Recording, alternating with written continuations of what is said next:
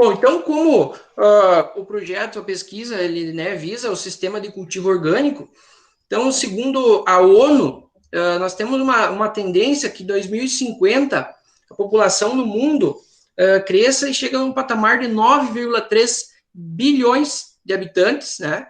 Então, isso a gente sabe que é uma grande demanda, né, vai necessitar de uma grande demanda de produção de grãos, né, em todo o mundo, e nós precisamos aliar, então, essa produção de grãos, esse aumento da produtividade, com a sustentabilidade, que nós temos, claro, que produzir nossos alimentos agora, né, no presente, mas temos que permitir, né, que as futuras gerações também consigam retirar o seu próprio alimento. Então, nós temos que, desde já, começar com um aumento da produção, né, pensando que vamos ter um aumento de população, mas nós não podemos esquecer da sustentabilidade dentro desse ecossistema, né, dentro desses sistemas.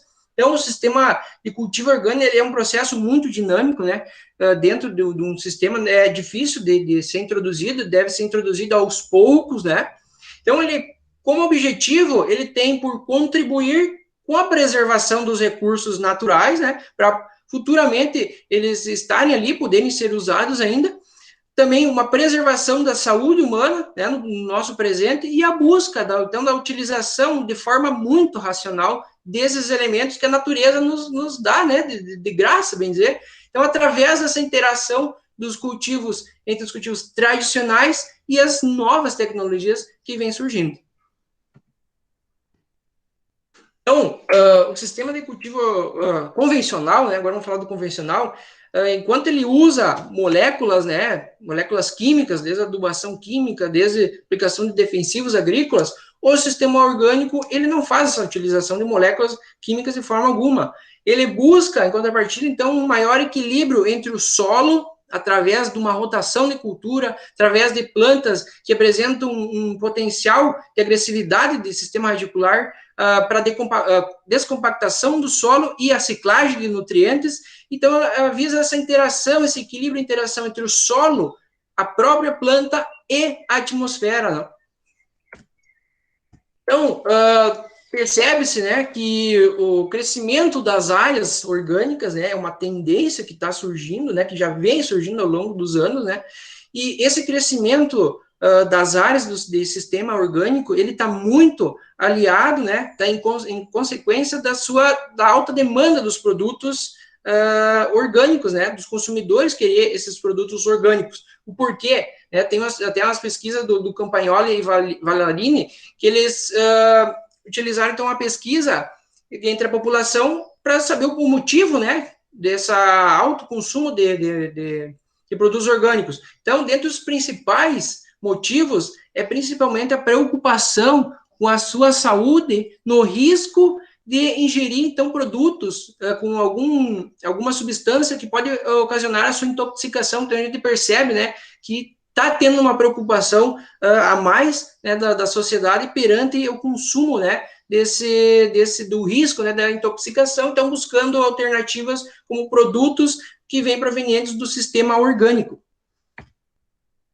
Então, eu preciso trazer também, não só falar do sistema orgânico, mas algumas das técnicas utilizadas no sistema orgânico, né? Então, quando se pensa em adubação, não podemos utilizar adubação química, invasoras sem controle químico. Então, alguma das formas, né, que existem, é logo após, um exemplo, logo após a colheita da soja, a semeadura do nabo, né? Porque o nabo apresenta uma baixa relação de carbono com nitrogênio, então ele vai proporcionar para o sistema, né, para a cultura, que é a aveia posterior a ele, uma nutrição com nitrogênio, né, uma disponibilidade maior de nitrogênio através da decomposição da sua palha.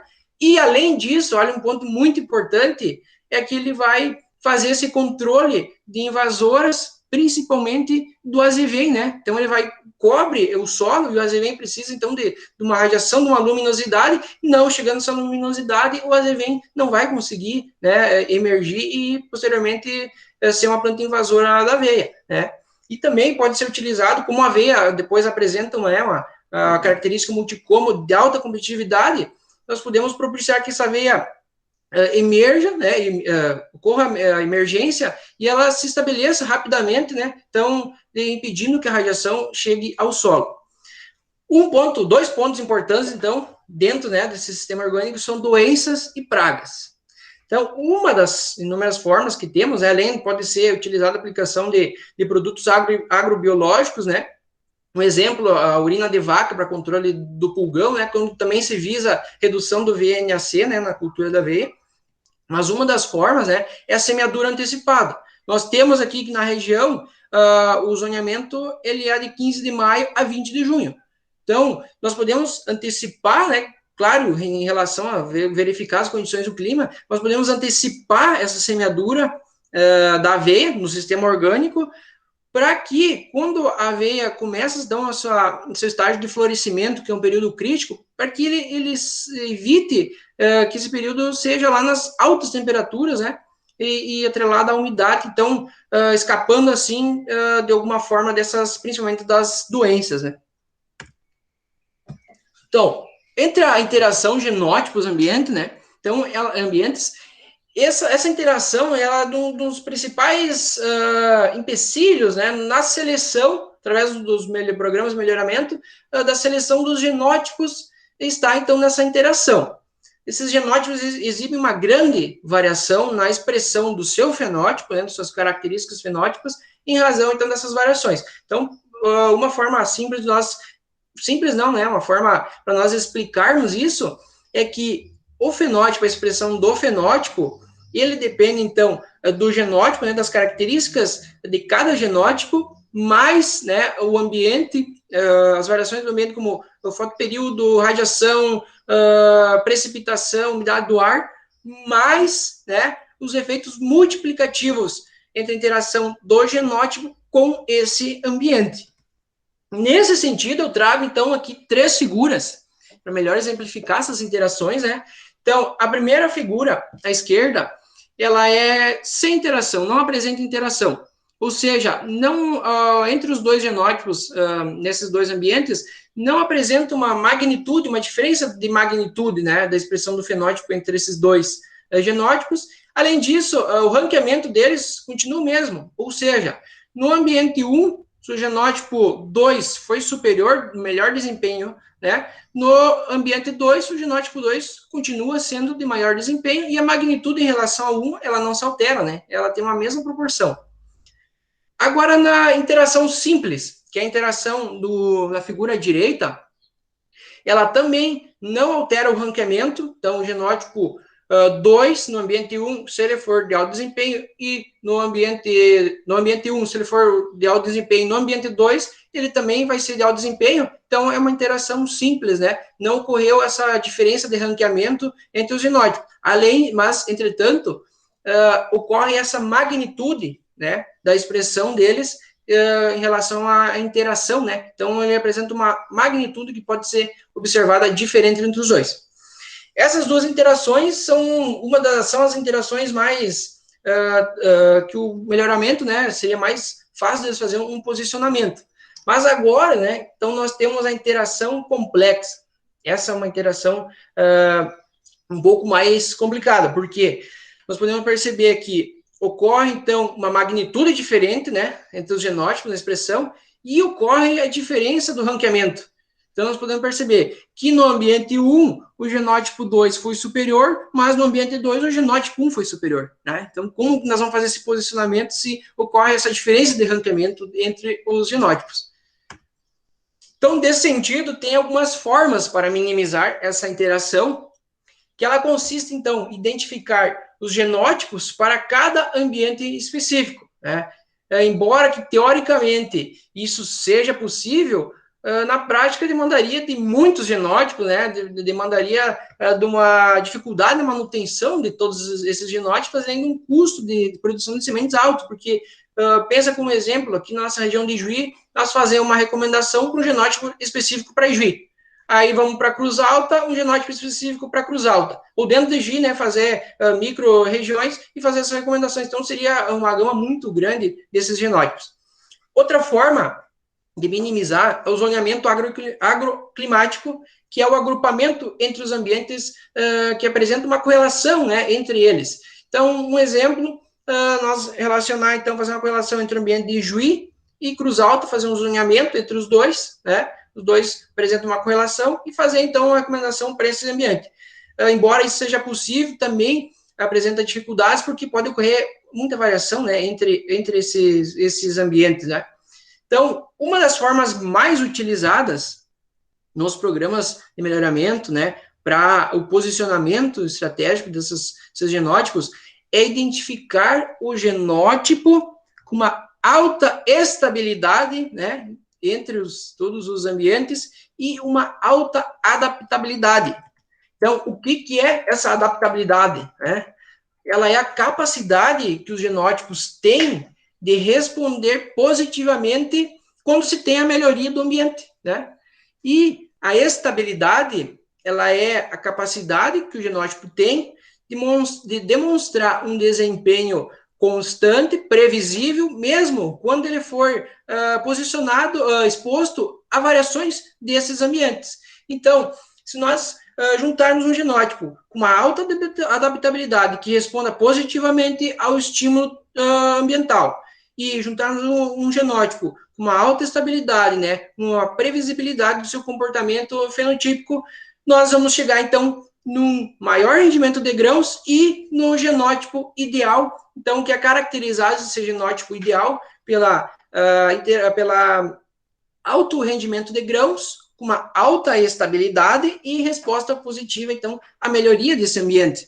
Então, a definição desse genótipo ideal, ele tem por objetivo, né, ter uma maior acurácia e uma segurança no momento que nós formos fazer, então, esse posicionamento desses genótipos em diferentes ambientes. Então, dentro dessas possibilidades de identificação desses genótipos, né, nós podemos usar a inferência bayesiana. Então, o que é a palavra inferência, né? Ele é um processo que permite obter conclusões mais confiáveis sobre uma população, em geral, baseando-se, então, em uma amostra de dados. Então, a inferência bayesiana, ela consiste, né, em uma informação a priori.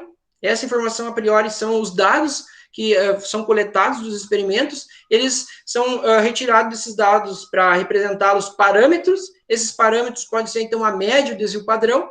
Então, através disso, desses parâmetros, ele formará uma informação a posteriori, né, que ele vai ter uma condensação maior do próprio parâmetro, né, da média, condensação desses parâmetros, com uma melhor confiabilidade, então, desses dados. Então, uma das formas, reamostragem por Monte Carlo via cadeias de Markov, esse método, ele surgiu, né, foi desenvolvido como uma alternativa para resolver os problemas que existiam complexos na inferência estatística, como essa citada bayesiana.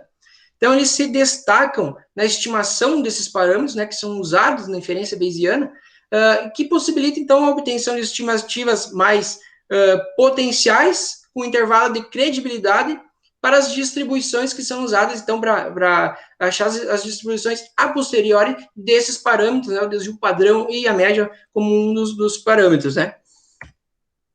Então, agora, dentre os métodos biométricos que nos permitem, então, nós evidenciar esses genótipos com características, com desempenhos superiores, né, é o método chamado de AMMI. Então, em português, ele significa principais efeitos aditivos e análise de interação multiplicativa. Ele apresenta, então, a finalidade de analisar detalhadamente essas interações que ocorreram lá no campo, né, entre os genótipos e os ambientes, e combina os componentes dos efeitos aditivos dos genótipos, dos ambientes e os efeitos multiplicativos entre os genótipos e os ambientes. Então, mas por que usar, né? O que ele vai nos evidenciar usando esse método? Então, ele nos evidencia genótipos com alto desempenho. Então, ele, através do alto desempenho, ele agrupa, faz o agrupamento de genótipos de alto desempenho com ambientes, né, similares. Então, ele faz essa tendência desse agrupamento dos genótipos com os ambientes. Além disso, ele tem a possibilidade, então, de formar mega-ambientes, que é uma correlação positiva, né, de semelhança entre 2, 3 ou mais ambientes, né, alguns ambientes que possuem uma correlação similar, então eles forma-se um mega-ambiente. Outro método biométrico muito utilizado é o método biométrico GGE, que em português é genótipo e genótipo